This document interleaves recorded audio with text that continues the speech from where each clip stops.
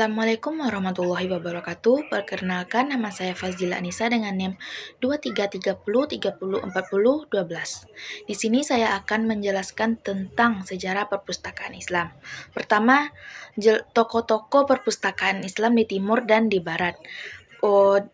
Di bagian timur terdapat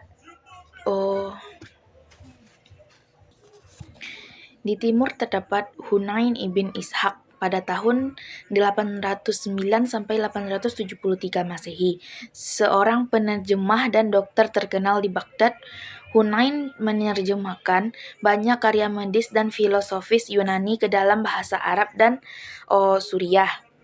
Ia juga berkontribusi pada pendirian Bait al-Hikmah, rumah kebijaksanaan di Baghdad. Kedua, Al-Farabi pada tahun 872 sampai 950 Masehi, seorang filsuf dan ilmuwan yang dikenal sebagai guru kedua setelah Aristoteles. Al-Farabi bekerja di perpustakaan istana di Baghdad dan menulis banyak karya dalam bidang logika, filsafat, dan musik. Ketiga, Ibnu Sina atau Avicenna pada tahun 980 sampai 1037 Masehi. Seorang filsuf dan dokter Persia yang karyanya dalam bidang kedokteran seperti The Canon of Medicine menjadi referensi penting di dunia Islam dan Eropa.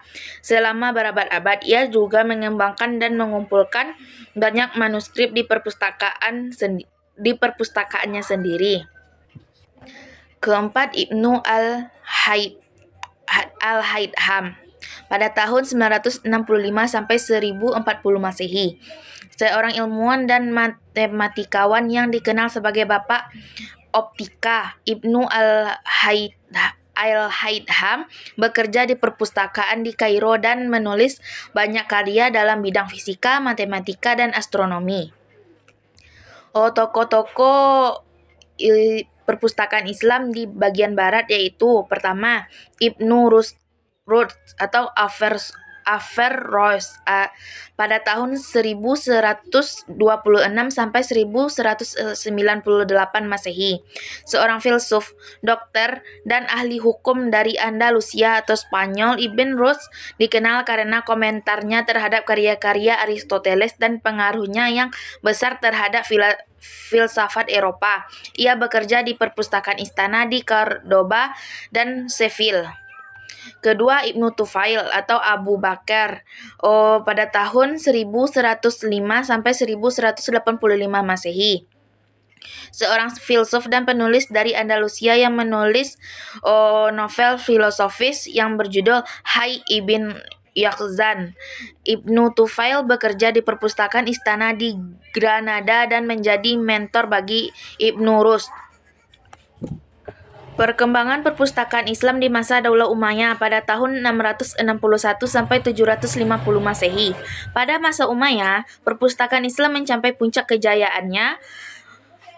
Khalifah Umayyah mendirikan banyak perpustakaan di Damaskus, Baghdad, dan Cordoba. Koleksi perpustakaan bertambah banyak lagi dengan banyaknya teks yang diterjemahkan dari bahasa Yunani, Persia, dan India.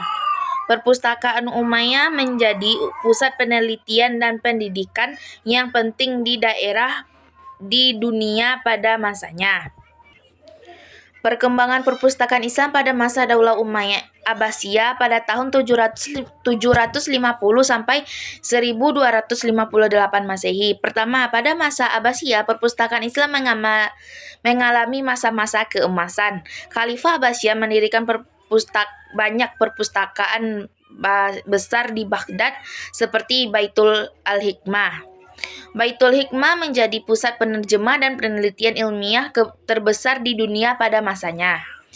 Ketiga, kontribusi intelektual Islam bagi dunia Eropa. Peradaban Islam memberikan kontribusi intelektual yang sangat signifikan bagi kemajuan dunia Eropa, terutama pada periode abad pertengahan. Penerjemahan karya-karya ilmiah, penyelamatan dan pemeliharaan pengetahuan kuno, pengaruh pada filsafat dan lainnya merupakan beberapa contoh dari kontribusi tersebut.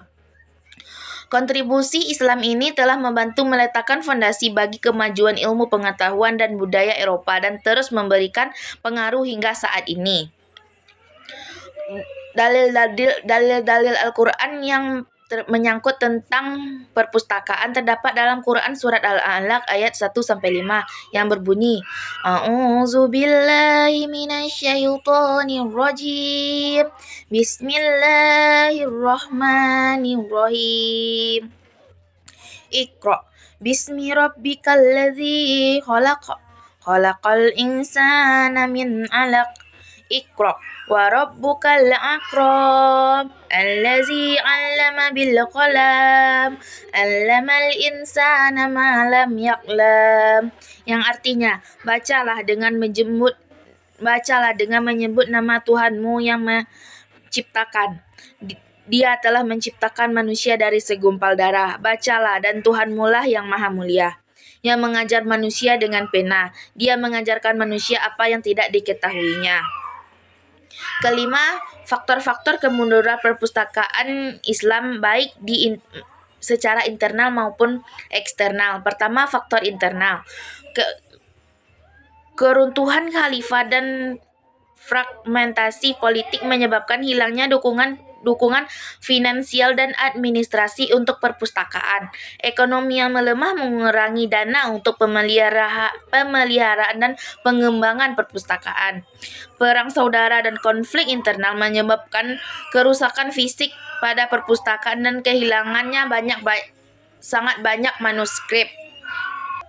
Faktor eksternal. Pertama, serangan Mongol. Misalnya, penaklukan Baghdad pada tahun 1258 menyebabkan kerusakan besar pada perpustakaan, termasuk Bait al-Hikmah, penaklukan oleh pasukan salib, dan kemudian kekuatan kolonial Eropa mengakibatkan penghancuran atau pengambil alihan perpustakaan dan manuskrip. Ketiga, penjajahan oleh kekuatan Eropa menyebabkan ekspropriasi dan pemindahan banyak manuskrip dan dokumen berharga ke perpustakaan di Barat. Sekian penjelasan saya tentang sejarah perpustakaan Islam. Saya akhiri dengan wassalamualaikum warahmatullahi wabarakatuh.